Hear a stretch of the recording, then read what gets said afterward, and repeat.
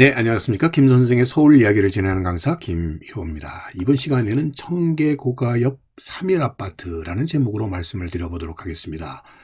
자, 청계천이 복개가 되고 그 위에 도로의 입체화라고 하는 명분 아래 청계고가가 만들어지게 되고요. 그 옆으로 세워지게 되는 아파트가 바로 이 3일 시민 아파트가 되겠습니다. 자, 이 1969년도에 3일 아파트가 건립이 되게 되는데요. 1960년대의 서울시 주택난과 도심 난개발 문제를 해결하기 위해서 대규모 주택 및 시민 아파트 건설 사업이 진행이 되게 됩니다. 1967년도 제2차 경제개발 5개년 계획에 따라서 1969년부터 1971년까지 대도시 불량 지구를 개발해서 무려 시민 아파트를 2,000개 동을 건립할 계획을 추진하게 되었고요. 그 과정 속에서 청계천 지구 22개 동이라는 시민 아파트 건립 계획에 따라서 1969년도가 바로 이 3.1 운동이 일어난 1919년으로부터 50주년이 되는 해라서 이를 기념해서 3.1 아파트라고 하는 이름으로 건립이 되게 되었던 것이죠.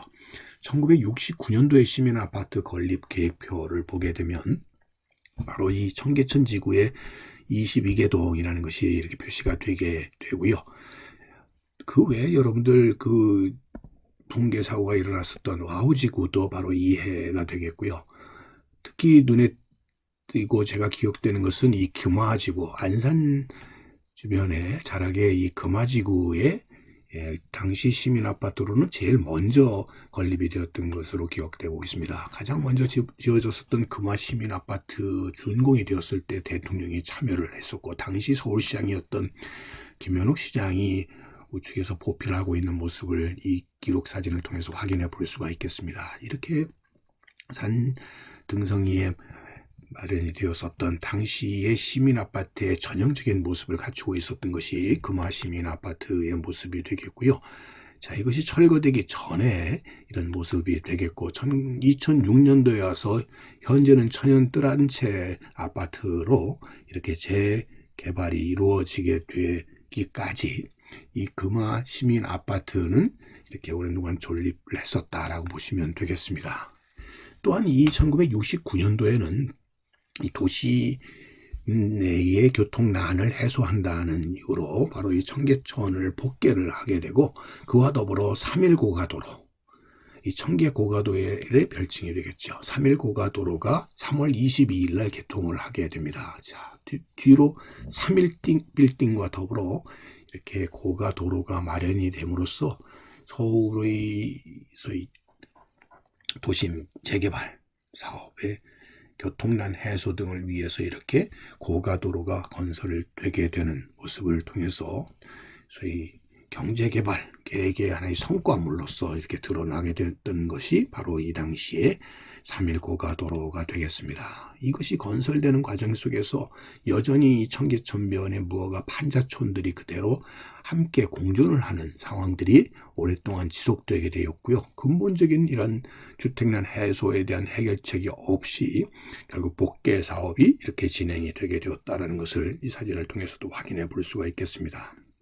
복개와 더불어 고가 밑으로도 또 이렇게 도로가 확장되는 과정들이 거듭되게 되었었고, 그래서 이 기록 사진들을 통해서 당시 건설 현장 옆에 있었던 무허가 판자촌의 모습들을 함께 확인해 볼 수가 있게 되는 것이죠. 이 평화시장 건물 옆으로 통과하고 있는 이 3.1 고가도로의 모습 또 확인을 해 볼 수가 있겠습니다. 이런 과정 속에서 결국 주택난을 해소함으로써 이 청계천 판자촌의 주민들을 흡수한다는 명분 등으로 1969년도에 3.1 아파트가 건설되게 되었다고 보시면 되겠습니다. 이 당시의 3.1 아파트는 주로 1층과 2층은 이게 상가로 되어 있고, 그 위 3층부터 7층까지는 주거 공간으로 되어 있는 주상복합의 형태로 되어 있었고, 당시로서는 상당히 높은 층수인 이렇게 7층 높이로 이렇게 지어졌고, 또 놀라운 것은 엘리베이터가 없었다는 점이죠. 그렇게 지었던 이유는 이 고가도로 위에서 화학동 판자촌이 보이는 것을 가리기 위해서였다는 것이 정설로 이렇게 전해지고 있습니다. 특히 이 다른 시민 아파트와 다른 3일 아파트의 특징이라고 한다면 산중턱이 아닌 중심가인 청계천변에 지어졌다는 점이 특징이 되겠고요. 아파트 바로 앞에 3일 고가도로가 지나가는 이런 한복판, 도심 한복판에 건설되었다는 점이 가장 큰 차이점이라고 볼 수 있겠습니다. 그래서 청계천이 복개되고 그 청계 고가도로를 지나는 곳에 지금 여러분들이 보시는 것처럼 이렇게 아파트가 들어서게 남북에 다 들어서게 되었다라고 보시면 되겠고요. 당시 3일 아파트의 분포를 노란 선으로 이렇게 표시해 보았습니다. 이렇게 해서 총 24개 동이 이렇게 당시에 건설이 되었는데, 특히 철견문인을 수용한다는 것도 있었지만 이 평화시장을 중심으로 당시 수출 주도형의 산업화의 전진기지의 역할을 했었던 평화시장의 생산 유통 권역이 이렇게 확장될 수 있는 역할을 하게 되었다는 것도 바로 이 3일 아파트의 가장 큰 특징으로 이렇게 꼽을 수가 있다라고 보시면 되겠습니다. 그러나 이 와와 아파트 붕괴 이래로 이 시민 아파트가 워낙 부실공사로 이루어졌다 보니까 10년이 안 되어서 점차 흉물, 도심 속의 흉물로 바뀌기 시작했고요.